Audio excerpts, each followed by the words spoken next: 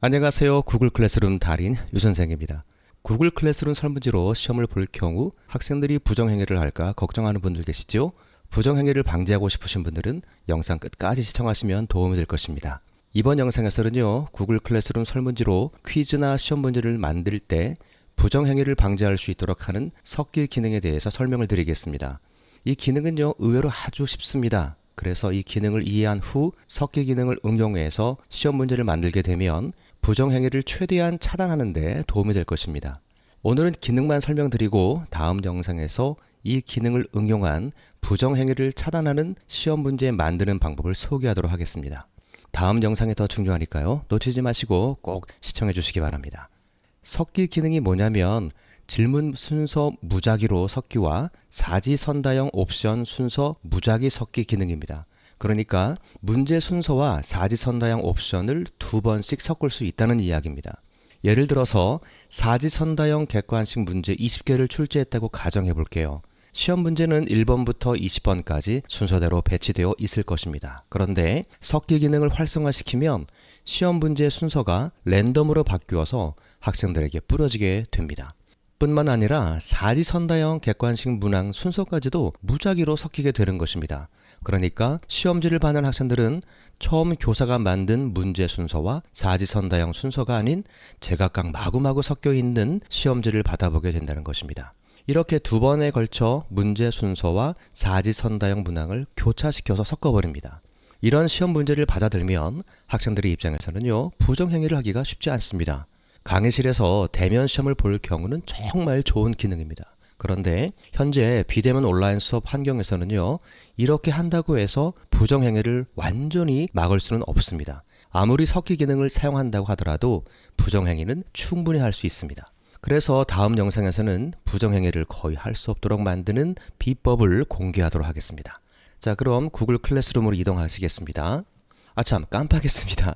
지금 꼭 구독 버튼 눌러주세요. 구글 클래스룸과 관련한 더 좋은 내용으로 보답해 드리겠습니다.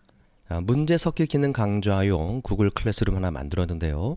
자, 일단 수업으로 들어가 보도록 하겠습니다. 그래서 제가 미리 만들어 두은 부정행위 시험 문제 무작위로 섞기 기능 활용한 이 시험 문제를 한번 예제로 보면서 설명해 드리겠습니다. 자, 편집 환경으로 들어갔습니다. 제가 4개 문제를 일단 만들어 두었습니다. 객관식 문제이고요. 자, 제목은 부정행위 방지 질문 순서 무작위 섞기 예제입니다. 자, 1번은 학생 사는 곳은 어디입니까? 2번 좋아하는 계절을 고르세요. 3번, 4번 이렇게 일단 만들어 두었습니다. 이 시험 문제는요, 질문 순서를 무작위로 섞는 기능을 지금 설정해 놓지 않은 상태입니다. 또한 이 안에 있는 사지선다, 이것은 하나, 둘, 셋, 넷, 5개죠. 오지선다, 이 옵션을 무작위로 섞는 기능을 설정해 두지 않은 상태의 시험 문제입니다. 그러면 일단은 학생들이 볼 때 어떻게 시험 문제가 보이는지 잠깐 보여드릴게요. 자, 학생들의 입장에서 이 시험 문제가 그대로 보이게 되는 거죠. 자, 1번, 2번, 3번, 4번 순서대로 그대로 보이도록 되어 있습니다.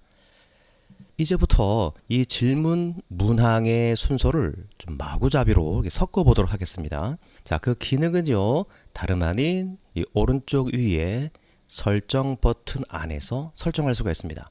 설정 버튼을 누르게 되면 일반, 프레젠테이션, 퀴즈 이 3개 항목이 보일 겁니다. 이 중에서 두 번째 프레젠테이션을 클릭하고 들어가죠. 그러면 3가지 옵션이 보일 겁니다. 이 중에서 두 번째 질문 순서 무작위로 섞기, 이 두 번째 옵션을 선택해 주면 끝나는 거죠.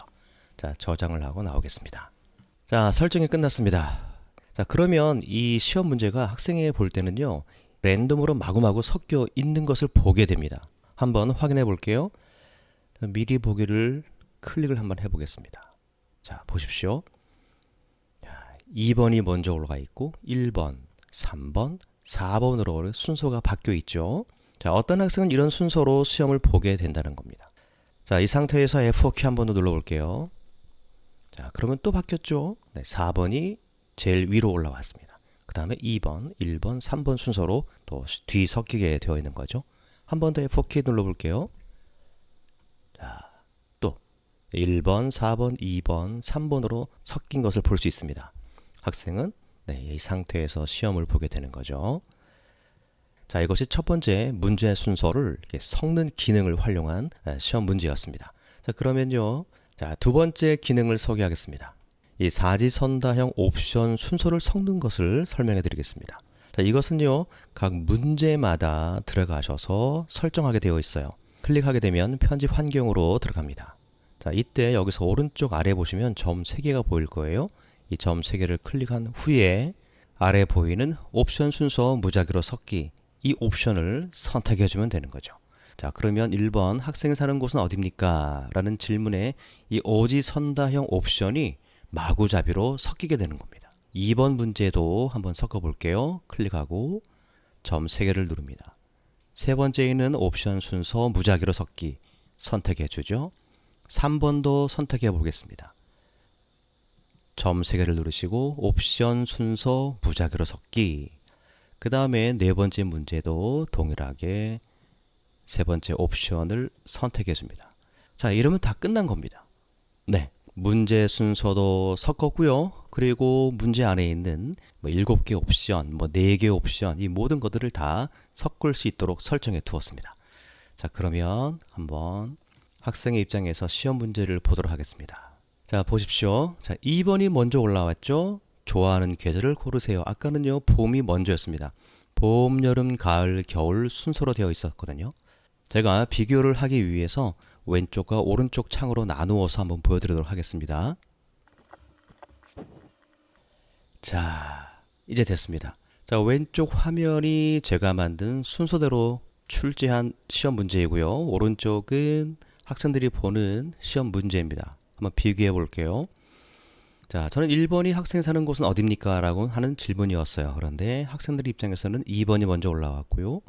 그리고 2번, 자, 4번이 두 번째로 올라와 있죠. 그리고 1번이 세 번째로 배치가 되어 있습니다. 자, 그러면 안에 있는 사지선다형이 어떻게 바뀌었는지 확인해 볼게요. 자, 좋아하는 계절을 고르세요. 봄, 여름, 가을, 겨울 순서였죠. 그런데 섞여 있는 겁니다. 그러니까 겨울, 봄, 가을, 여름 순서로 이렇게 섞여 있는 거죠. 랜덤으로 섞여 있는 겁니다. 그 다음에 자, 4번으로 갈게요. 4번을 확인하게 되면 저는 첫 번째가 정직이었어요. 그런데 학생들이 바라볼 때는 정직이 맨 아래로 위치해 있습니다. 두 번째가 성실인데요. 학생의 입장에서는 세 번째로 성실이 배치가 되어 있습니다. 자, 이렇게 마구마구 바뀌게 되는 거죠. 자, 그러면 한 번 더 이 오른쪽 시험 문제를 F4키를 눌러서 적용을 시켜 보겠습니다. 어떻게 더 바뀌었는지 볼게요. 자, 3번이 또 올라왔죠. 종교는 무엇입니까? 자, 제가 시험 문제 낼 때는 세 번째 시험 문제였는데요. 학생은 첫 번째 문항으로 올라가 있는 것을 확인할 수가 있습니다. 게다가 이 5가지 옵션 순서가 또 바뀌어 있습니다. 저는 기독교가 제일 먼저 배치했는데 기독교가 세 번째로 배치가 되어 있네요. 두 번째 카톨릭이 위치했는데 학생 입장에서는 또 그대로 카톨릭으로 되어 있습니다. 자, 이렇게 랜덤으로 변형된 것을 확인할 수가 있습니다. 자, 그러니까 여러분, 자, 이 자체만으로도 어느 정도 학생들에게 부정행위를 방지할 수 있는 그런 시험 문제가 될 수 있다는 거죠. 자, 이러한 것은요, 강의실에서 대면 시험 볼 경우에는 어느 정도 정말 부정행위를 거의 차단시킬 수 있는 그런 기능이라고 할 수가 있습니다만은, 그러나 지금 비대면 온라인 수업 환경에서는 아무래도 학생들이 같이 옆에서 시험을 풀 경우에는 자, 3번, 4번 찾아가지고 또 서로 의논해가지고 시험을 볼 수 있는 여지도 없지 않다라고 하는 거죠. 자, 그래서 시험 문제 냈을 때는요, 자, 1번, 2번, 3번, 4번 앞에 있는 이 숫자를 빼주면 좋아요. 숫자를 다 빼도록 하겠습니다. 그러면 학생들 입장에서는요, 이 순서가 바뀐 것을 모르는 거죠. 번호를 뺐습니다. 그리고 오른쪽으로 가서 F4키를 한번 눌러볼게요. 자, 그러면 질문 앞에 있는 시험 문제 번호 순서가 사라져 버렸죠. 그러니까 학생들은 자, 다음 인성 중에서 당신이 가지고 있는 가장 자신 있는 것 하나만 선택해 주세요. 이 질문을 가지고 또 옆에 있는 친구들에게 이 시험 문제의 답이 뭐냐라고 또 이렇게 물어볼 수가 있지 않겠습니까? 자, 그래서 어쩔 수 없이 비대면 온라인 수업에서는요, 이 완벽한 부정행위를 차단시키는 것은 솔직히 이 기능 가지고서는 완벽하지 않습니다. 그래서 제가 다음 영상에서는요, 그나마 이 기능과 또 다른 기능을 좀 더해서 부정행위를 좀 차단할 수 있는 그런 획기적인 비법을 여러분들에게 소개해 드리도록 하겠습니다. 자, 복습 한번 해볼게요. 자, 질문 순서를 무작위로 섞기 위해서는 오른쪽 위에 설정 버튼으로 들어가서 두 번째 프레젠테이션으로 들어간다. 그리고 두 번째 있는 질문 순서 무작위로 섞기, 이 부분 옵션을 선택해 주면 되는 거죠. 두 번째, 각 문항별로 들어가셔서 오른쪽 아래에 있는 점 3개를 누르셔서 옵션 순서 무작위로 섞기, 이 기능을 선택해 주면 되는 겁니다.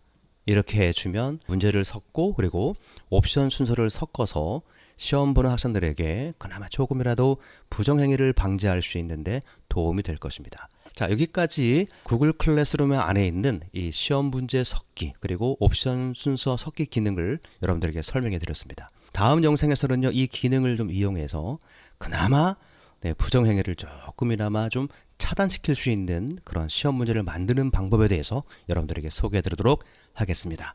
여러분, 여기까지 구글 클래스룸 달인 유선생이었습니다. 여러분 고맙습니다.